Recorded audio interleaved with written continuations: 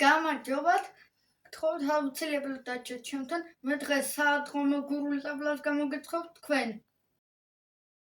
ცოტნე ტაბლას გამოცხობაზე დამთანხმდა, მაგრამ ხმის დადებაზე არ დამთანხმდა, ამიტომ მე ვისაუბრებ მის მაგივრად.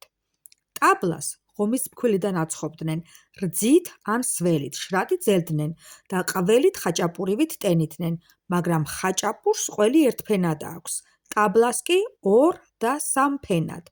სიტყვასიტყვით ასე წერია აპოლონ წულაძის წიგნში ეთნოგრაფიული გურია.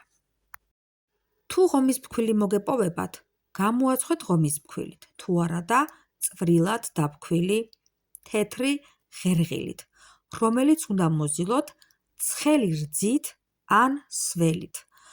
ცხელით იმიტომ, რომ კარგად დაარბილოს ღერღილი. მოზელილი მასა უნდა იყოს ძალიან თხელი, ის უნდა შევფუთოთ და გავაჩეროთ მინიმუმ 9 საათით. ამის შემდეგ ფენა-ფენად უკვე გადაგვაქვს ჭურჭელში მოზელილი ღერღილი, შემდეგ ყველი, შემდეგ ისევ ღერღილი, ისევ ყველი.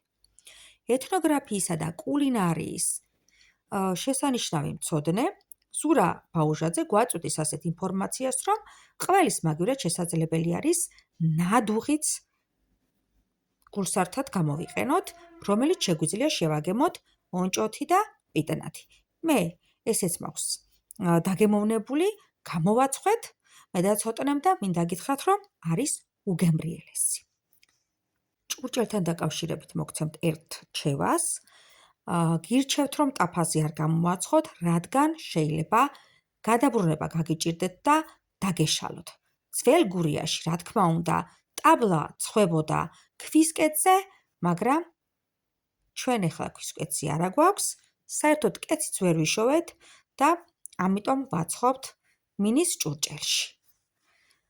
თავი რომ არ მოეწვას, ამიტომ შევფუთეთ ვერცხლის გახალდით და შევდევით ცოტნეს პატარა ღუმელში. აი ესეთი ტაბლა გამოვიდა. ძალიან გთხოვთ, გააგრძელეთ წინაპრების ტრადიცია და გამოაცხვეთ თქვენც. კიდევ ერთხელ წაგიკითხავთ აპოლონ წულაძის წიგნიდან ეთნოგრაფიული გურია ტაბლას რეცეპტს.